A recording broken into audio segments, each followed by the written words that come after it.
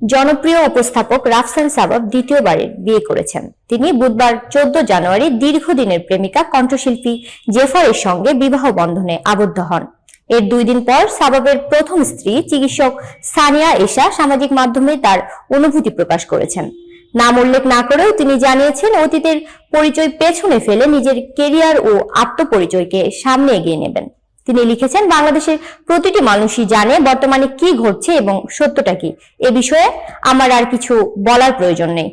জীবনের এই পর্যায়ে এসে আমি আর কারো ব্যক্তিগত জীবন নিয়ে ভাবতে বা তাতে জড়াতে চাই না।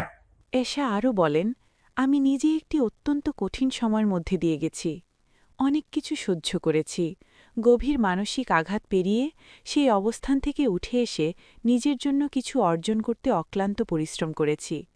তিনি যোগ করেন, এই পুরো যাত্রাপথে কাছের মানুষদের পাশাপাশি অনেক অচেনা মানুষের কাছ থেকেও যে ভালোবাসা ও সমর্থন পেয়েছি তা আমাকে গভীরভাবে আপ্লুত করেছে।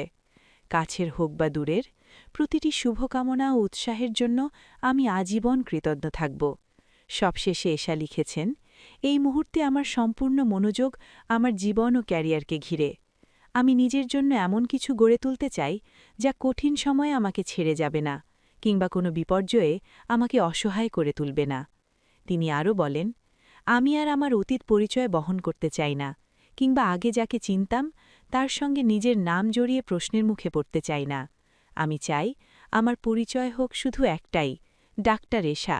একটি নাম, একটি পরিচয়, যার পাশে আমি গর্বের সঙ্গে দাঁড়াতে পারি। রাফসান সাবাব ও সানিয়া এশা 3 বছর সংসার করার পর 2023 সালের শেষ দিকে বিবাহ বিচ্ছেদের ঘোষণা দিয়েছিলেন। তারা 2020 সালের অক্টোবরে বিবাহবন্ধনে আবদ্ধ হয়েছিলেন।